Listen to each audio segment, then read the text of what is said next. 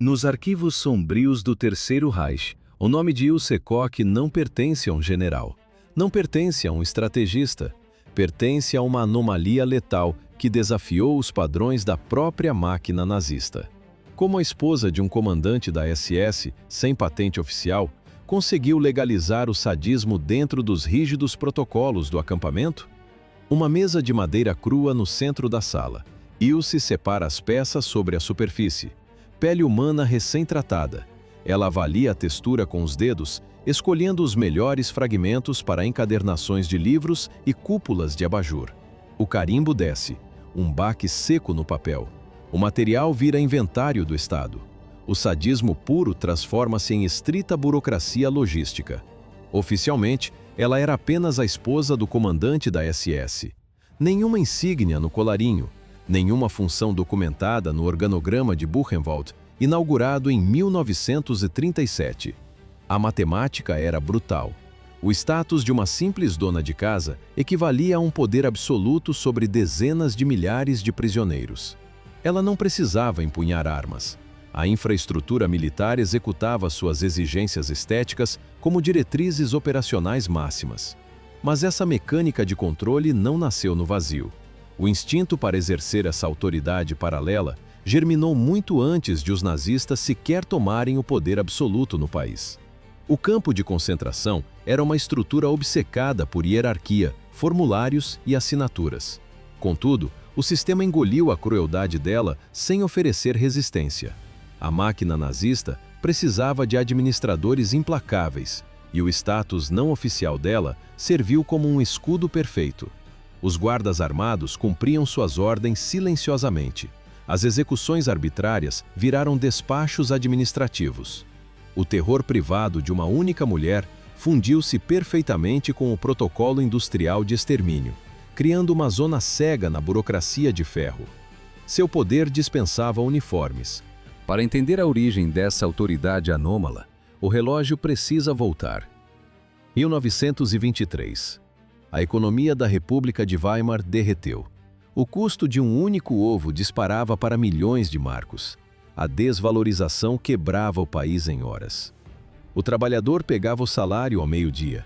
Às 2 da tarde, o dinheiro não comprava mais nada.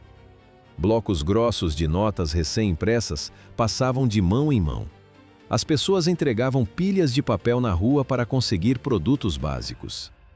O ar carregava o cheiro azedo do pão artificial, o Ersatzbrot.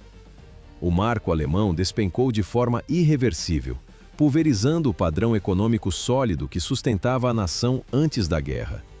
O sistema colapsou. Em 1918, a derrota trucidou a ordem imperial. A hiperinflação apagou o resto. Ilsa completava 17 anos. A juventude dela cresceu dentro desse laboratório de frustração demográfica.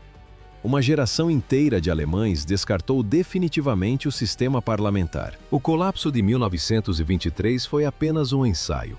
A verdadeira catástrofe sistêmica detonou em 1929. Wall Street desmoronou. O choque financeiro atravessou o Atlântico e asfixiou a frágil recuperação alemã. O vácuo político se abriu na mesma hora. A máquina de crédito internacional parou. Sem injeção de capital, o parque industrial de Weimar congelou por completo. 3 milhões de trabalhadores perderam o emprego de forma fulminante. Dezenas de bancos faliram em efeito dominó. As fábricas fecharam. A engrenagem governamental entrou em curto-circuito e o parlamento perdeu a capacidade de reagir. A população exigia pão, mas o Estado oferecia apenas burocracia e debates intermináveis. O Partido Nacional Socialista rastreou essa falha estrutural. Eles ocuparam o vazio com precisão tecnológica. Nenhuma teoria econômica complexa, apenas uma mensagem brutal. A democracia era apresentada não como um modelo legítimo de governo, mas como um parasita estrangeiro projetado para enfraquecer e humilhar a nação. O debate significava fraqueza. A cura exigia ordem absoluta e uma liderança implacável. A máquina partidária capturou a miséria e a converteu diretamente em radicalização pura. 6 milhões de alemães desesperados. A multidão que clamaria por uma mão de ferro décadas depois não surgiu do nada. O império do Kaiser forjou essa massa através da educação infantil. Setembro de 1906. Dresden. Nascia Margarete Ilse Kohler. A futura esposa do comandante, um monstro de autoridade absoluta, não cresceu na elite do partido. Ela era apenas filha de um mestre de obras. O pai sustentava a casa com um salário modesto e representava a espinha dorsal da classe trabalhadora. Trabalho duro, respeito cego à ordem, nenhum acesso ao poder político. O sistema educacional alemão da época não formava indivíduos independentes. Ele calibrava peças. As escolas operavam como uma linha de montagem focada em produzir cidadãos altamente funcionais. O Estado exigia submissão total. Os alunos mantinham as costas rígidas e uma postura perfeitamente ereta atrás das pesadas carteiras de madeira. A hierarquia militar moldava a mente das crianças muito antes de qualquer crise econômica. A sociedade inteira replicava essa estrutura de comando. A mãe de Ilse assumiu o controle da rotina e treinou a filha nos códigos inflexíveis da obediência doméstica. Essa obediência inflexível mudou de palco. Ilse transferiu a rígida disciplina imperial direto para as bancadas da escola comercial em Dresden, transformando a submissão doméstica em um método administrativo calculista. O estalo metálico das teclas da máquina Underwood ditava o ritmo da sala. Ela organizava montanhas de papel. Ela aplicava uma sistematização pedante a cada gaveta e fichário. O caos financeiro de 1923 derretia a Alemanha lá fora. Mas dentro do escritório, a regra absoluta vencia. A crise econômica exigia mão de obra barata. A proporção de mulheres no aparato burocrático da República de Weimar disparou. O mercado engoliu Ilse. Primeiro, a linha de produção em uma fábrica de cigarros. Depois, a mesa de secretária em pequenas companhias locais. O roteiro prometia apenas uma rotina estática, sem qualquer mobilidade social. Mas a posição intermediária entregou as chaves do sistema. Ela decodificou a anatomia do comando. Da cadeira de secretária, Ilse operava as válvulas invisíveis das empresas. Ela filtrava os documentos, bloqueava contatos. Ela assumiu o controle total dos processos intermediários. Quem retém o fluxo de informações asfixia ou acelera o trabalho alheio. Os diretores ocupavam o topo da cadeia e ditavam regras amplas. Funcionários subalternos definiam a execução prática de cada ordem. Ela aprendeu a manipular as engrenagens internas de qualquer hierarquia corporativa. O poder real não exige títulos. Habilidades administrativas exigiam um campo de testes. Em 1932, Ilse encontrou o elevador social perfeito. O Partido Nazista. Por que uma jovem secretária precisava de um bilhete partidário com o número 500.000? Para a classe trabalhadora, era um mecanismo eficaz de mobilidade social. Ela calculou os riscos e tomou a decisão antes da tomada absoluta do Estado. O país afundava, o extremismo lucrava. Naquele ano de colapso estrutural, a máquina nacional socialista já organizava os cadastros de mais de 1 milhão de membros. Ilse entrou na fila. O cartão de filiação que ela recebeu estampava um detalhe burocrático. Um número exato de 6 dígitos na casa dos 500.000. Esse registro confirmava sua adesão antecipada. Uma credencial valiosa contra a concorrência interna. A ideologia funcionava apenas como chave de acesso. O alvo real era o controle. Ela rapidamente garantiu sua posição dentro da engrenagem. A Liga das Mulheres Alemãs distribuía cargos, orçamentos e autoridade direta sobre as bases. A secretária converteu sua subordinação em gerência. Ninguém exigiu a sua entrada no sistema. Ela assinou o documento de filiação sem sofrer qualquer pressão social externa. A máquina partidária em Dresden operava com eficiência brutal. A burocracia comum logo se revelou um limite estreito. O verdadeiro poder exigia o acesso a uma estrutura completamente diferente, desenhada para dominar o futuro Estado totalitário. A Schutzstaffel. A SS de Heinrich Himmler. Não era uma simples força de choque, era um Estado paralelo, uma ordem de elite. Os protocolos de triagem funcionavam como uma peneira implacável. Lealdade absoluta, fanatismo cego, A biometria e a genealogia ditavam o acesso. Para integrar os escalões superiores, a pureza racial exigia comprovação documental até o século XVIII. O rigor administrativo transparecia na própria estética, o corte rígido, a padronização milimétrica do uniforme negro. Cada detalhe visual projetava controle absoluto. Essa engrenagem representava o topo do ecossistema político, o terreno fértil para ambições sem limite.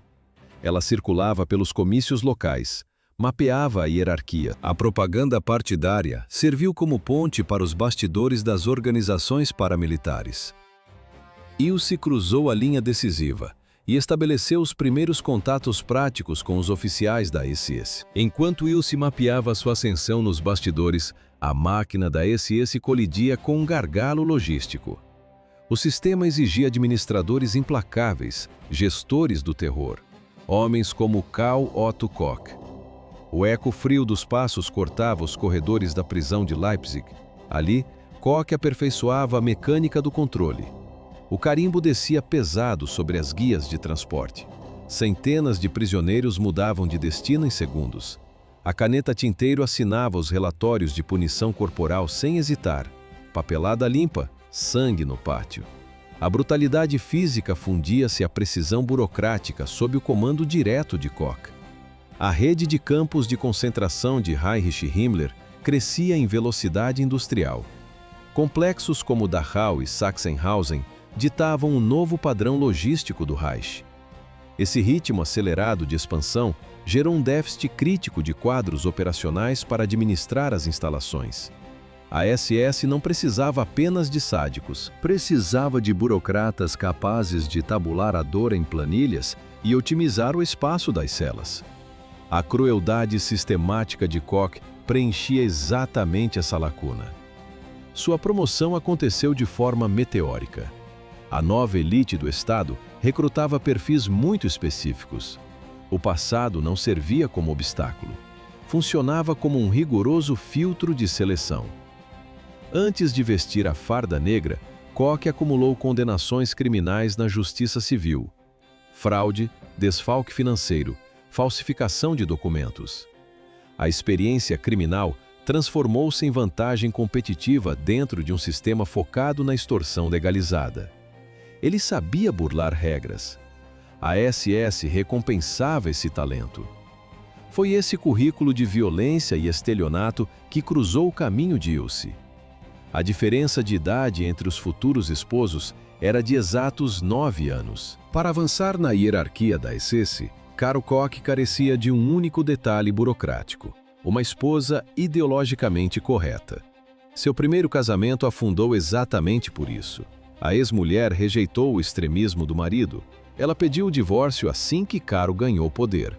Ele entendeu o recado. O afeto era um risco inaceitável.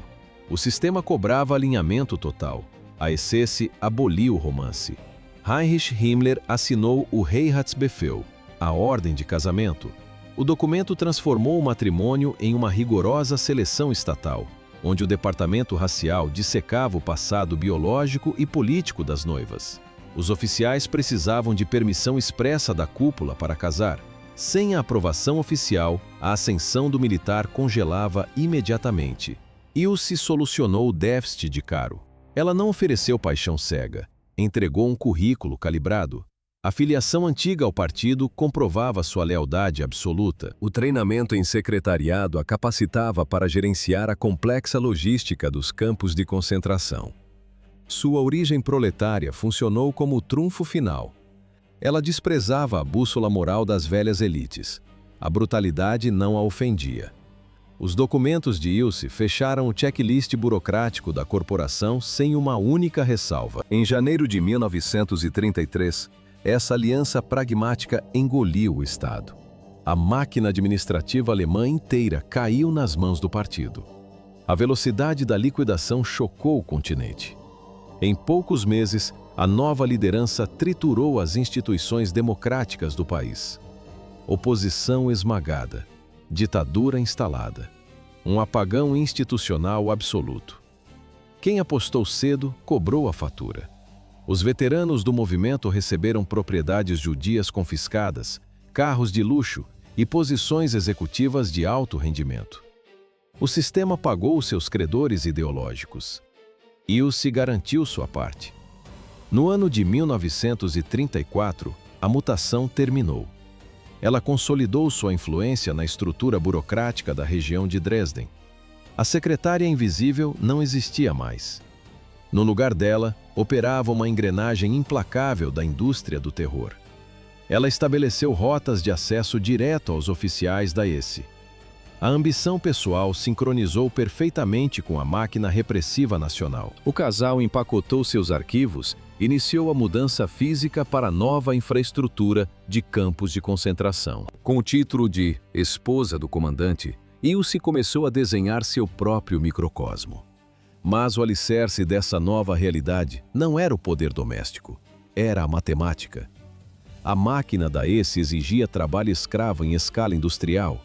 Por que o Reich precisava de um complexo absolutamente novo perto de Weimar? As velhas instalações já não suportavam as metas da escravidão em massa. O orçamento da SS exigia lucro imediato. Um operário civil custava marcos diários aos cofres do Estado. Um prisioneiro custava apenas as calorias mínimas para não desmaiar no primeiro dia. A margem de lucro financiava o império paramilitar. Agosto de 1937, Karl Otto Koch assumiu a missão. Ele precisava escalar o terror e erguer Buchenwald a partir do nada. A transição dos projetos para a terra começou na mesma semana. Oficiais desenrolaram as plantas topográficas sobre os capôs dos carros. Engenheiros marcaram as fronteiras do campo no solo úmido. O machado atingiu o tronco. A derrubada começou. O cheiro de pinheiro recém-cortado invadiu o ar. A localização exata apontava para a montanha de Ettersberg. As florestas densas e completamente impenetráveis da região funcionavam como uma muralha natural. Uma barreira física perfeita para ocultar a operação. Os arquitetos não desenharam uma prisão convencional. Eles projetaram uma cidade-fábrica letal. A infraestrutura precisava absorver dezenas de milhares de escravos simultâneos.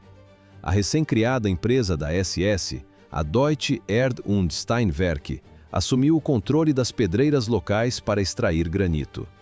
O prisioneiro deixou de ser um mero detento político. Ele virou maquinário biológico, carne convertida em capital. As torres de vigilância subiram entre as clareiras de madeira. Os técnicos ativaram a corrente de 380 volts na cerca principal. O perímetro eletrificado isolou definitivamente o complexo do mundo exterior. O isolamento perfeito exigia um laboratório prévio. Antes de Buchenwald devorar dezenas de milhares de escravos, a ESE testou a engenharia do controle absoluto em Sachsenhausen, a matemática da vigilância. O conceito do panóptico virou arma de Estado. Um único guarda na torre central monitorava simultaneamente centenas de prisioneiros nos alojamentos. Em julho de 1936, o arquiteto Bernhard Kuiper assinou os projetos do complexo. Ele não desenhou uma prisão comum. Ele projetou uma armadilha ótica. Kuiper descartou os blocos retangulares tradicionais. Ele ergueu barracões triangulares ao redor da praça de revista. A geometria extirpou os pontos cegos. Do eixo de comando, a linha de visão do sentinela cortava cada viela como uma lâmina. O cálculo frio da arquitetura transformou a articulação de um motim em uma impossibilidade física. Ilse Koch infiltrou-se nesse ecossistema de precisão cirúrgica. Oficialmente, ela sentou na cadeira de uma simples secretária administrativa, sem uniforme, sem patente formal na estrutura militar da SS. Na prática, a esposa do comandante manipulava as válvulas daquele motor burocrático. Ela filtrava a correspondência do alto escalão. Ilse obteve acesso direto aos dossiês pessoais ultra-secretos dos prisioneiros. Assumir as engrenagens de um complexo como Sachsenhausen não acontecia por acaso. Em 1936, operar o mecanismo exigia a travessia de um filtro burocrático implacável. O terror precisava de administradores perfeitos. A seleção do Estado não julgava o caráter, ela media a biologia. O Escritório Central de Raça e Colonização da SS transformou o matrimônio em um controle de qualidade industrial. Cal e Ilse Koch entregaram seus arquivos pessoais aos peritos. Os burocratas mapearam a árvore genealógica do casal. Uma varredura documental minuciosa que dissecava múltiplos galhos familiares no passado. Eles caçavam qualquer contaminação, qualquer falha no sangue. Em seguida, os testes físicos e o escrutínio ideológico. O som alto dos carimbos batendo na madeira validava os laudos médicos de pureza racial. Ilse gabaritou os testes. O regime confirmou sua aptidão como matriz biológica da elite. A burocracia autorizou o casamento. A cerimônia oficial ocorreu no mesmo ano. Rápida, seca. Imediatamente após a troca de assinaturas, o Estado liberou a recompensa. Karl assumiu o comando de Sachsenhausen. Berlim entregou a máquina de controle absoluto a um casal validado pela ciência do partido. Para segurar as chaves do campo, os analistas auditaram os registros de exatas 6 gerações. Após passarem pelos rigorosos testes da ESE, Karl e Ilse transformaram Sachsenhausen em uma linha de montagem administrativa. Eles não enxergavam um campo de prisioneiros. Eles viam uma corporação. Como administrar milhares de condenados sem sucumbir ao caos? Através de protocolos milimétricos e terror psicológico dosado. O casal calibrou a engrenagem para o controle absoluto. A eficiência letal exigia uma divisão estrita do trabalho. Karl monopolizava o poder bruto. Ele assinava as diretrizes militares. Ele autorizava as punições capitais. Ilse comandava a gestão diária. Ela controlava o pessoal auxiliar. Ela infiltrava os olhos da administração nas hierarquias ocultas dos prisioneiros. O terror virou um negócio familiar. A rotina maximizava o domínio sobre cada centímetro do complexo. A burocracia da morte rodava sem pausas. Um trem de carga parava na plataforma. O dossiê pessoal chegava imediatamente à mesa da secretaria. Um carimbo vermelho categorizava o novo prisioneiro. Minutos depois, os guardas empurravam o homem para uma brigada de trabalho forçado. O aparato administrativo processava até 500 fichas por turno. O farfalhar seco do papel grosso ecoava na sala dos arquivos dos condenados à morte. Os escrivães documentavam cada punição exemplar. Eles registravam cada óbito por esgotamento com precisão contábil.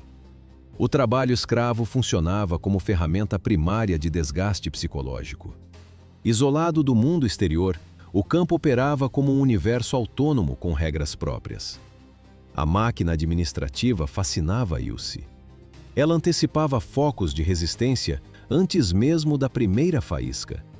Atrás daquelas cercas eletrificadas, os diretores suspenderam definitivamente todas as normas de comportamento humano. A esteira de gestão funcionava. Eles desmontaram o maquinário burocrático em Sachsenhausen e o reergueram, peça por peça, na nova geografia de Buchenwald. Ilse Koch não organizava bagagens na mudança. Ela revisava plantas arquitetônicas. Dedos sobre o papel vegetal. Ela avaliava e aprovava o traçado do novo complexo com a mesma precisão técnica do alto comando militar. A base operacional mudou. O escopo também. A antiga secretária desapareceu. Nasceu a estrategista. Ilse coordenou a transferência logística de todo o pessoal administrativo especializado. Gestores de confiança seguiram seus comandos diretos para o novo campo. Ela assumiu a posição central nas reuniões de planejamento. Ela determinava a alocação exata dos prisioneiros nas brigadas de trabalho. Uma assinatura rápida em uma prancheta definia o esgotamento físico de milhares de homens. A expansão do terror exigia alinhamento milimétrico com a cúpula do Reich. Malotes selados saíam semanalmente da mesa dela. Essa correspondência secreta mantinha um volume e uma regularidade operacional comparáveis aos de um quartel-general. O sistema validou a nova hierarquia. Oficiais da SS em Berlim passaram a endereçar diretrizes estratégicas diretamente para o nome dela. O triunfo administrativo do casal exigia um troféu. Uma materialização do controle. A crueldade de Karl e Ilse funcionava em simbiose perfeita. Ele impunha a autoridade militar, ela ditava a eficiência letal. Juntos, eles demandavam uma residência exclusiva. O poder precisava de uma vitrine. O projeto nasceu na prancheta. Arquitetos desenharam a fachada principal. Eles escolheram a estética rústica, aprovaram a inclinação pesada dos telhados, integraram as amplas varandas diretamente na paisagem da floresta. Tudo evocava a tradicional arquitetura rural da Baviera. Uma celebração distorcida que mascarava o genocídio com os valores visuais e os ideais do nacionalsocialismo. A textura da madeira escura esculpida cobria as molduras decorativas. O contraste era absoluto. De um lado, a brutalidade funcional dos barracões dos prisioneiros. Do outro, as luxuosas varandas de madeira entalhada da Vila da Esse. Enquanto milhares de homens apodreciam sobre tábuas nuas, a elite do campo apreciava a vista entre os carvalhos. O cálculo financeiro escancarava o cinismo da operação. No mercado imobiliário do Reich, a construção daquela mansão custaria centenas de milhares de marcos. Em Buchenwald, o custo contábil da obra foi zero. Os escravos derrubavam as árvores. Os escravos erguiam as paredes. A estética da pureza nacional devorava vidas para garantir o conforto burguês da administração. A fachada ideal estava pronta. Por trás daquela vitrine bávara impecável, a contabilidade operava com brutalidade estrita. A Esse ergueu a estrutura usando exclusivamente os prisioneiros do campo. Homens esquálidos rasgavam o solo rochoso com as próprias mãos para instalar a rede de encanamentos. Quanto custa instalar aquecimento central no meio de uma floresta? Dezenas de vidas. Mortes registradas na papelada oficial como simples hipotermia ou falência física. O turno começava no amanhecer e terminava no escuro, sem maquinário pesado. O som agudo das picaretas primitivas contra o calcário congelado de Ettersberg ecoava sem parar. Um bloco de fundação padrão pesava 40 quilos, e cada pedra era movida inteiramente por tração humana, sem o menor auxílio de polias ou tratores. O prisioneiro carregava a rocha. As pernas tremiam sob o peso. Ele caía na lama. Os guardas não perdiam tempo gritando ou punindo. Eles apenas empurravam o corpo para o lado, e o próximo da fila assumia a carga imediatamente. Marceneiros famintos executavam o acabamento de madeira. A taxa de conversão era direta. Vidas humanas derretiam para gerar metros quadrados de elite. O sangue da pedreira financiava a estética interna. A residência materializava os delírios burgueses de Ilse Koch. Ambientes amplos, calor constante. O aquecimento central blindava a casa contra o inverno rigoroso da montanha. O salão principal exibia pesados móveis vienenses autênticos. A cozinha funcionava com os equipamentos elétricos mais modernos da Siemens.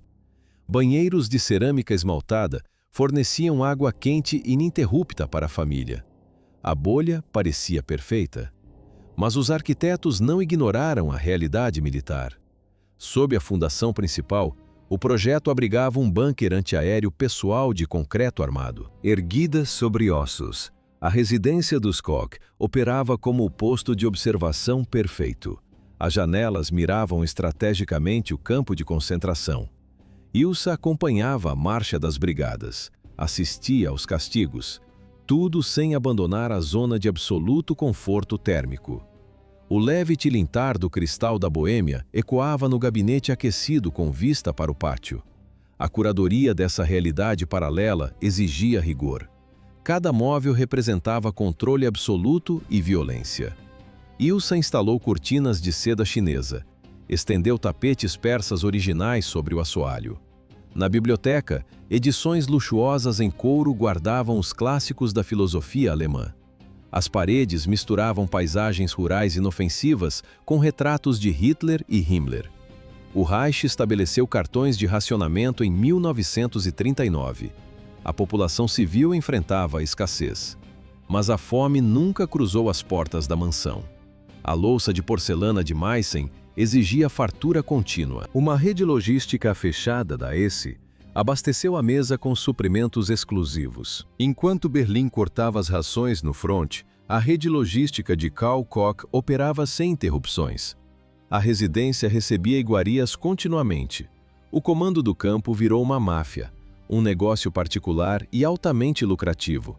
O prisioneiro comum recebia 350 gramas de pão escuro e um caldo ralo. A ração fornecia menos de 1000 calorias. Um corpo humano sob trabalho físico extremo exige no mínimo 3000 calorias diárias para não colapsar. A matemática da inanição era exata. Do outro lado da janela, a realidade mudava. Karl Koch enchia a despensa com vinhos franceses confiscados, café colombiano e frutas tropicais. O comandante desviava os suprimentos que o Estado destinava ao alto comando nazista. Ele roubava o próprio sistema. A gestão do luxo exigia mão de obra especializada. A administração mapeou o capital humano do campo e montou um quadro de criados. A triagem era meticulosa. A esses selecionava os escravos com base em habilidades muito específicas, desde a alta culinária até o corte milimétrico dos arbustos no jardim.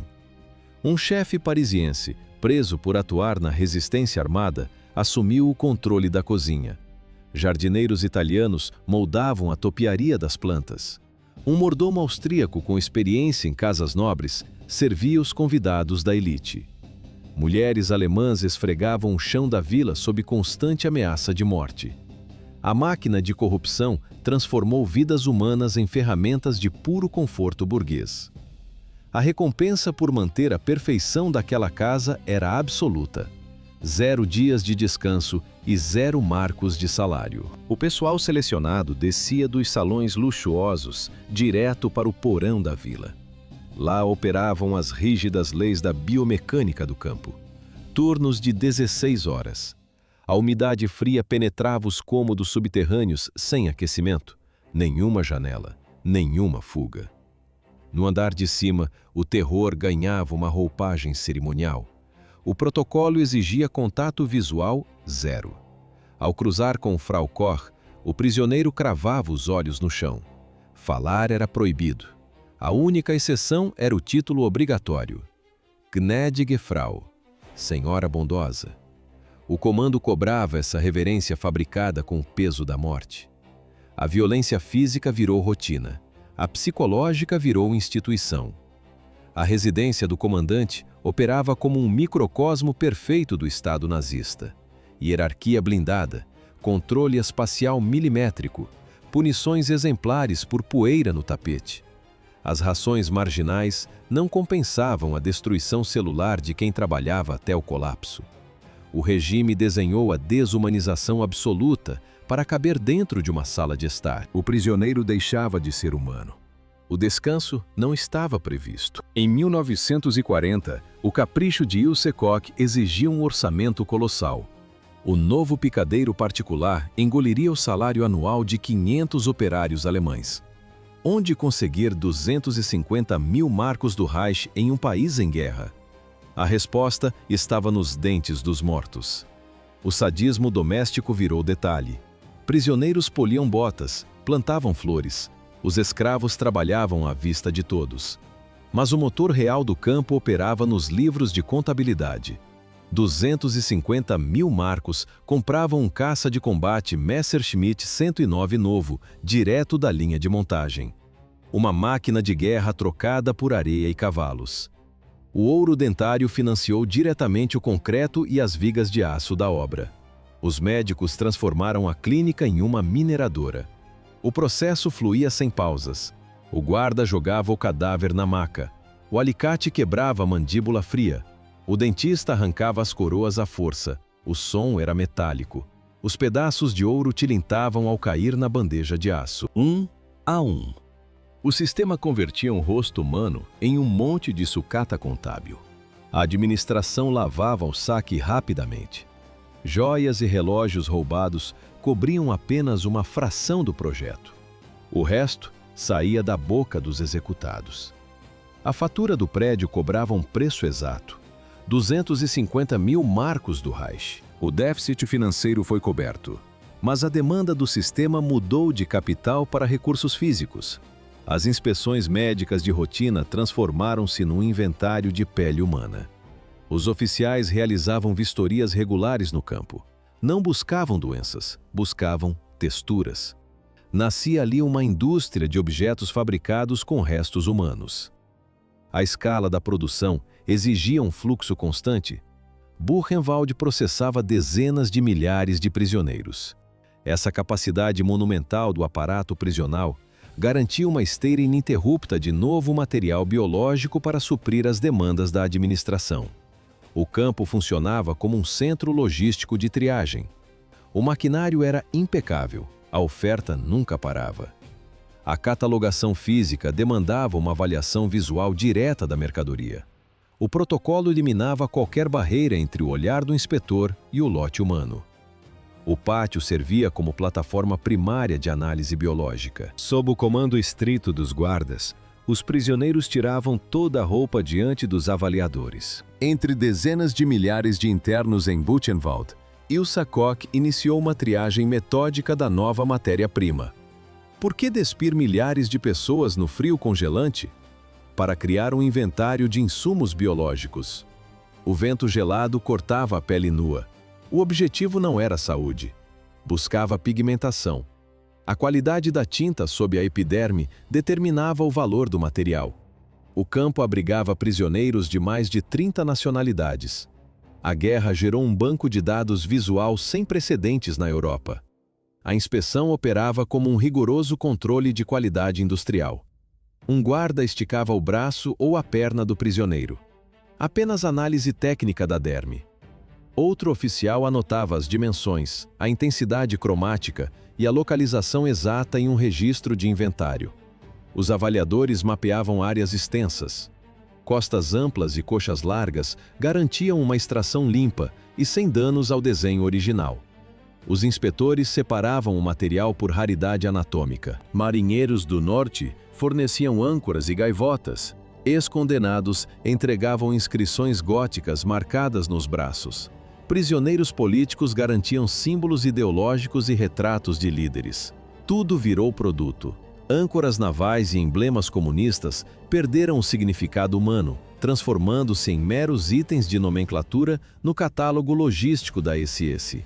A administração oficializou a demanda. O comando emitiu uma diretriz exigindo o relato imediato e obrigatório de qualquer prisioneiro com marcação corporal em comum. Enquanto o campo catalogava peles, a máquina financeira da SS operava do lado de fora. Classificação oficial dos depósitos suíços. Poupanças privadas. Fonte real: ouro derretido de prisioneiros assassinados. O processo de lavagem de ativos seguia uma logística rigorosa. Ilse inspecionava as bagagens dos deportados e confiscava os objetos de maior valor. Ela repassava o material para intermediários da SS em Weimar e Leipzig. As joias entravam nas oficinas clandestinas. O calor intenso dos fornos de fundição dominava o ambiente. Anéis de casamento e relógios derretiam rapidamente. Perdiam as gravações. Viravam lingotes de ouro anônimos e padronizados. A Lei Suíça de Sigilo Bancário de 1934 era a engrenagem perfeita para a operação. O sistema protegia o capital nazista sob contas numeradas e nomes de testas de ferro. O saque em massa se transformou em uma fonte inesgotável de financiamento privado. Esse fluxo de riqueza bancava os caprichos da administração dentro da zona médica e residencial. O mais brutal deles foi o picadeiro equestre. A engenharia da obra rejeitou o uso de tecnologia.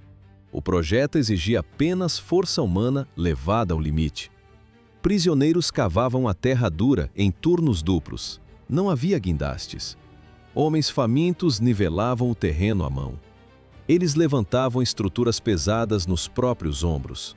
Despejavam toneladas de concreto sem o auxílio de maquinário. O corpo humano funcionava como motor primário e descartável da construção. O esforço físico rasgava os músculos e causava colapsos diários. Quando um operário desabava morto, a engrenagem não parava. Outros prisioneiros arrastavam o cadáver para longe em questão de minutos. A burocracia falsificava os atestados de óbito para mascarar as baixas. Ninguém ousava interromper o trabalho. O ouro derretido sumia nos bancos suíços sem deixar rastro. A extração de pele, no entanto, exigia uma papelada diferente.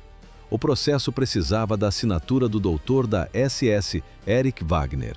Como justificar o esfolamento perante a liderança médica em Berlim? A burocracia exigia uma fraude formal. O assassinato virou pesquisa científica. Wagner fabricou uma teoria pseudocientífica conveniente. Tatuagens funcionavam como marcadores de degeneração racial, sinais biológicos de criminosos natos. O comando nazista abraçou a tese. O esfolamento brutal transformou-se em uma rigorosa coleta de dados. Os bisturis cortavam amplas fatias de costas e peitos, áreas lisas, lonas humanas perfeitas. O rigor técnico bloqueava qualquer imperfeição. Cicatrizes extremas e marcas de trabalho forçado arruinavam a textura da matéria-prima. O tecido danificado não suportava os produtos químicos industriais. Os médicos excluíam o material defeituoso da linha de produção. Ninguém enxergava um açougue. Eles viam ciência aplicada. Wagner sistematizou os dados dos cadáveres e escreveu uma dissertação real. A Universidade de Leipzig analisou as conclusões forjadas sobre a criminalidade inata e aprovou oficialmente a pesquisa.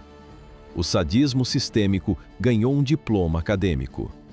O matadouro mantinha um padrão de excelência implacável. Apenas as peças limpas avançavam para o laboratório de curtimento. O controle de qualidade descartou 280 fragmentos por infecção. A base teórica de Wagner exigia uma execução prática. O médico-chefe de Buchenwald, Waldemar Hoven, assumiu a engenharia do abate. O pretexto oficial era uma análise clínica de rotina. O prisioneiro entrava no bloco hospitalar e recebia um sedativo leve. A etapa química exigia o controle absoluto da dosagem para não rasgar ou comprometer a superfície da pele tatuada. Hoven dominava essa precisão industrial. Ele era veterano do programa T4. O Estado já havia padronizado a letalidade médica. A mesma mecânica de extermínio eliminou mais de 70 mil pessoas com deficiência em toda a Alemanha. A escala colossal validou a eficiência dos fluidos tóxicos contra o uso da força bruta. O método não falhava. O bloco hospitalar cheirava a fenol. Um odor químico, agudo e cortante. A agulha substituía a bala. Ela perfurava o tórax anestesiado do prisioneiro. A injeção de fenol atingia direto o coração.